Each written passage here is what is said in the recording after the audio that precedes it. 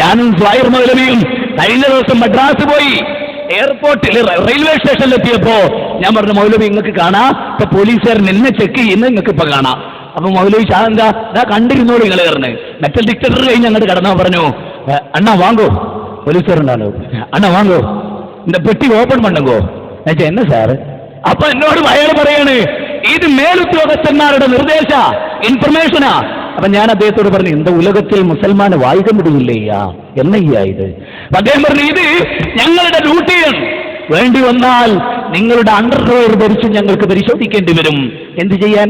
ഞാൻ എന്റെ പെട്ടി തുറന്നു, എന്റെ അണ്ടർവെയർ കാണിച്ചു കൊടുക്കേണ്ടി വന്നു, ഞാൻ ധരിച്ച ബനിയൻ കാണിച്ചു കൊടുക്കേണ്ടി വന്നു, ഞാൻ ഡ്രസ്സ് കാണിച്ചു കൊടുക്കേണ്ടി വന്നു, അതും ഒരു പെമ്പർന്നോട്. നാണക്കേട്. മുസ്ലിമിന് ഈ ഭൂമിയിൽ ജീവിക്കാൻ പറ്റാത്ത അവസ്ഥ. എന്തൊരു ദയനീയത. ജേർമലെ പറഞ്ഞ്, ഞാൻ കരുതി നീ വെറുതെ പറയാ, ഞാൻ കാണിക്കാന്ന് പറഞ്ഞില്ലേ നിങ്ങളോട്. എന്നിട്ട് മൗലവിച്ചിരിക്കുക. എന്താ, അങ്ങനെ ഒരു പെട്ടി ഉണ്ടായിരുന്നു എന്റെ കയ്യിൽ, അതുകൊണ്ടാ ജീവിക്കാൻ വയ്യ. പക്ഷെ നമുക്കൊരു സന്തോഷമുണ്ട്. എന്താ, ആര് ചെക്ക് ചെയ്താൽ എന്താ, തെറ്റ് ചെയ്യാത്തവൻ എന്താ? ഏയ് തെറ്റ് ചെയ്യാത്തവൻ ആരെന്ത് തോന്നിയാസം കാണിച്ചാൽ എന്താ? ഞാൻ എല്ലാ എയർപോർട്ടിലും, കേരളത്തിലെ എല്ലാ എയർപോർട്ടിൽ നിന്നും യാത്ര പോയിട്ടുണ്ട്. ആ എയർപോർട്ടുകളിലൊക്കെയും പോലീസുകാരെ എന്നെ മാറ്റി നിർത്തി എൻ്റെ പാസ്പോർട്ട് മാത്രമായിട്ട് ചെക്ക് ചെയ്തിട്ടുണ്ട്. അറബ് രാജ്യമായ ബഹ്റൈനിൽ എൻ്റെ പേര് മുജാഹിദായി എന്നുള്ളത് കൊണ്ട് 6 തവണ മടക്കി അയച്ചിട്ടുണ്ട്. എയർപോർട്ടിൻ്റെ ഉള്ളിൽ നിന്ന് പുറത്തേക്കും പുറത്തുനിന്ന് ഉള്ളോട്ടും 6 തവണ. അതാണ് ഇന്നത്തെ ലോകഘടന. ഒരു മുസ്ലിമിന് ജീവിക്കാൻ പറ്റാത്ത അവസ്ഥ എങ്ങനെ ഉണ്ടായി? ഞാൻ പറഞ്ഞിടത്തേക്ക് മടങ്ങി പോവുക. അപ്പൊ ആദ്യമായി നമ്മൾ മനസ്സിലാക്കി, ഒരു ദൈവത്തെ തിരിച്ചറിയി. തനിക്ക് വായും വെള്ളവും നൽകിയ ദൈവത്തെ എല്ലാരെയും ഒന്ന് കൂട്ടിപ്പിടിക്കി. ബാന്ധവാ മാനവാ സർവേ സ്വദേശാ ഭുവനത്രയം. ബാന്ധവാ മാനവാ, അല്ല മനുഷ്യരെ, സർവേ സ്വദേശാ ഭുവനത്രയം. ഈ ലോകമാണ് നിങ്ങളുടെ തറവാട്. ഇത് മനസ്സിലാക്കണം ഇന്ത്യക്കാരെ. പാകിസ്ഥാൻ, ഞാൻ ആലോചിക്കുക, സ്വസ്ഥത ഉണ്ടോ? ആ രാജ്യത്ത് ജനിച്ച നവാസ് ഷെരീഫ് ആ രാജ്യത്ത് കാലുകുത്തുന്നതിന് മുമ്പ് പാക്ക് ചെയ്യപ്പെട്ടു അല്ലേ? അവനവൻ ജനിച്ച നാട്ടിൽ തിരിച്ചു വരാൻ പോലും സ്വാതന്ത്ര്യമില്ല. ആളുകൾ, ഞാൻ ഇവിടുത്തെ മുസ്ലിങ്ങളോട് ഞാൻ പറയുന്നത്, ഈ രാജ്യം പാകിസ്ഥാനെ പോലെ ഇസ്ലാമിക രാജ്യമാവണ്ട. ഈ രാജ്യം ഇറാനിലെ പോലെ ഇസ്ലാമിക രാജ്യമാവണ്ട. ഈ രാജ്യം ഇറാഖിലെ പോലെ ഇസ്ലാമിക രാജ്യമാവണ്ട.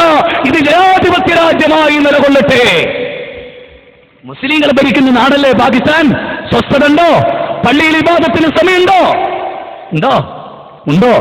ആലോചിക്ക്. എനിക്കിവിടെ ഫ്രീഡം പരേഡ് നടത്തുന്നവരോട്, പോപ്പുലർ ഫ്രണ്ട് നടത്തുന്നവരോട്, നിങ്ങൾ ഈ രാജ്യത്തിന്റെ ശാപമാണ്. RSSും ഈ പറഞ്ഞിരിക്കുന്ന ബജ്റംഗ്ദളും ശിവസേനയും സിമിയും ഈ പറഞ്ഞിരിക്കുന്ന NDFും ISSും എല്ലാം മനുഷ്യ സമൂഹത്തിന്റെ ശത്രുക്കളാണ്. അതാണ് ഞാൻ പറയുന്നത്. ഏതെങ്കിലും ഒരു പ്രസ്ഥാനത്തിന്റെ ശത്രുക്കളല്ല. സ്വൈര്യ ജീവിതമുണ്ടോ? ഇറാഖിൽ യൂണിവേഴ്സിറ്റി നടക്കുവോ? സ്വസ്ഥമായ ഒരു പ്രബോധനം നടക്കുവോ? എത്രത്തോളം മാറാട് പോയിട്ടും പൂന്നാട്ട് പോയിട്ടും ദഅവത്ത് നടത്തുവോ? നടക്കാൻ പറ്റുമോ?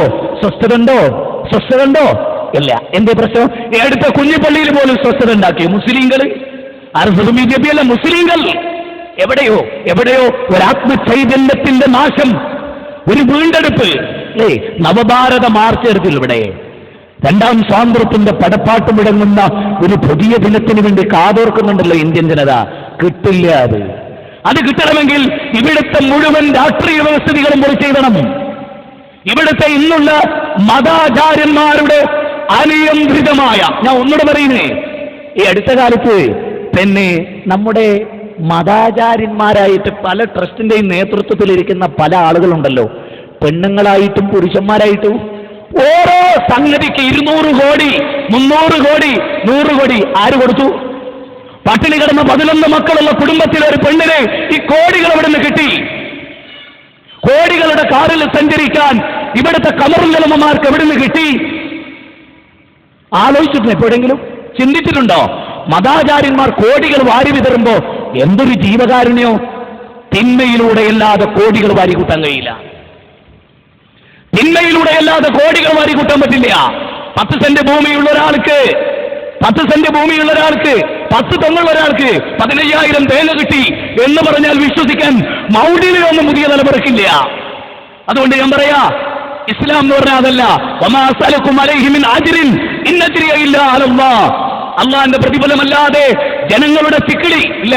റമദാനാ വരുന്നത്, 25 രാവിലെ മലപ്പുറത്ത് ഒരു സ്ഥലത്ത് നടക്കൂ, കോടിക്കണക്കിന് പണമാണ് അവിടെ തിരിക്കുന്നത്, ലക്ഷങ്ങള്. എന്നിട്ട് സ്വന്തമായിട്ട് കൊണ്ടുപോയി വിഴുങ്ങുക. അത് നടക്കുന്നുണ്ട് ഇവിടെ. ഇവിടെ യാതൊരു എനിക്കിതിലൊരു വലിയൊരു പ്രശ്നം എന്താണെന്ന് വെച്ചാൽ, ഈ പറഞ്ഞിരിക്കുന്ന ഏർവാടി, നാഗൂർ, CM മക്കാം, അതുപോലെ പോട്ട ധ്യാന കേന്ദ്രങ്ങളുണ്ടല്ലോ, ഒരു പ്രശ്നം അവിടെ ഉണ്ട്. എന്തറിയോ, ഒരു പോലീസുകാരും തിരിഞ്ഞു നോക്കൂല അങ്ങോട്ട്. എന്താ, എന്തെങ്കിലും ഒന്ന് തിരിഞ്ഞ് ചെക്ക് ചെയ്താ മതസ്പർദ്ധ ഉണ്ടായി, വെറുതെ റിസൾട്ടിന് കാത്തിക്കുക ലോകോ. അതുകൊണ്ട് ഡിപ്പാർട്ട്മെന്റ് പഞ്ചപുച്ഛമടക്കി നിൽക്കുക. അവിടെ വിജയിക്കാൻ ഒരു വിഭാഗത്തിനെ കഴിയൂ. മതസമൂഹത്തിലുള്ള ഒരു രാജാറാം മോഹൻ റോയ്, അദ്ദേഹം ഹൈന്ദവ സമൂഹത്തിലെ പരിഷ്കർത്താവായിരുന്നു.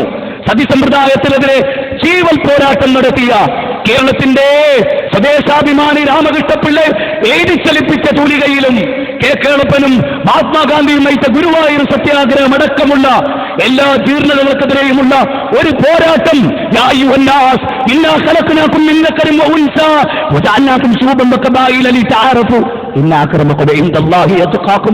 മനുഷ്യരെ ഒരാണിൽ നിന്നും ഒരു പെണ്ണിൽ നിന്നും അങ്ങനെ സൃഷ്ടിച്ച് ബാലേട്ടനെ കാണുമ്പോ, ബാലേട്ട ഇരിക്കി, നമ്മളൊരു നബീന്റെ മക്കളാ.